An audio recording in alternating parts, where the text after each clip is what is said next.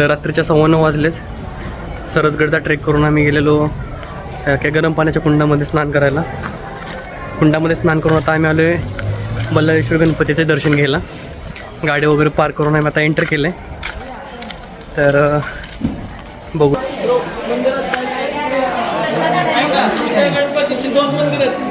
हे गणपतीचं main entrance. तर प्रॉपरचे असल्याचे खूप सारे फायदे असतात. भले हा माणूस प्रॉपरचा नसला तरी असं दाखवतो असं काय प्रॉपरचं आहे. तर हे entrance, this is the entrance of Ballaleshwar temple.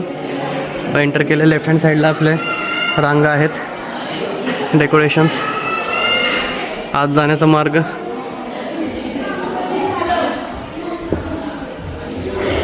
थोडंसं पाणी सांडलं but it's okay, will manage. तर आपण आता एंटर केलेलं आहे बल्लाळेश्वर गणपती समोर आणि आतमध्ये गणपती आहे मेन. आतमधल्या साईडला आपण जर बघितलं तर पूर्ण डेकोरेशन वगैरे केलेलं आहे आणि या साईडला पूर्ण सिटिंग अरेंजमेंट्स. हे मेन गेट आहे जिथून तुम्ही आतमध्ये येऊ शकता. दुसऱ्या साईडून पण गेट आहे आणि बाकी बघितलं तर सगळे फोटोज वगैरे लावलेले आहेत. आणि हा मेन गणपती आहे ज्याचं आपण दर्शन घेतो, ह्याला बल्लाळेश्वर गणपती म्हणून. खूप सारे भाविक वगैरे आलेले आहेत. तर हे आहे बल्लाळेश्वर गणपतीच्या पाठीमागील तलाव. खूपच मोठा तलाव आहे ज्याची स्थापना 20 ऑगस्ट 2000 साली झाली होती आणि माझी बर्थ डेट 18 डिसेंबर 2000 आहे.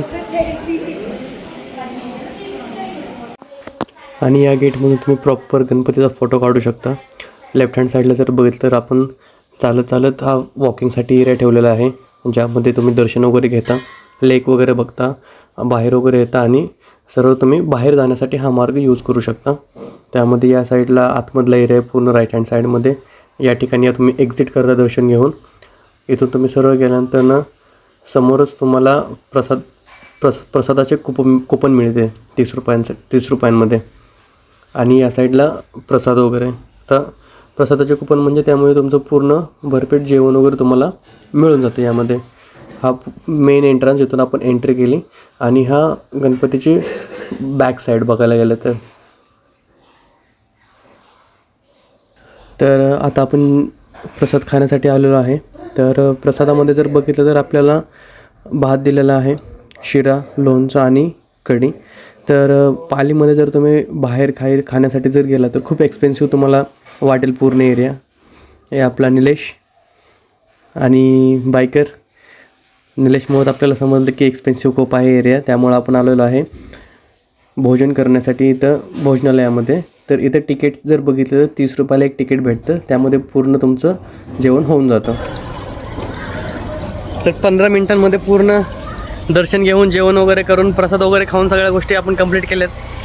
तर इव्हिनिंगमध्ये 10-10:30 वाजेपर्यंत चालू राहतं आणि त्याच्यानंतर भोजनालय पण 10-10:30 वाजेपर्यंत चालू राहतं. रस्ता क्रॉस करून मला 2 मिनटं आहे त्या गावात मारायचं त्या ब्लॉगच्या नादात. तर ठीक आहे, आजचा खूप छोटा ब्लॉग झाला बट असं वाटलं की एवढा छोटा ब्लॉग होईल म्हणून छोटा ब्लॉग झाला. तर ठीक आहे, दर्शन वगैरे झालं मस्त, काय गर्दी वगैरे नव्हती. तर मोस्टली इव्हिनिंगमध्ये किंवा सकाळी लवकर तुम्ही. So thank you so much, bye.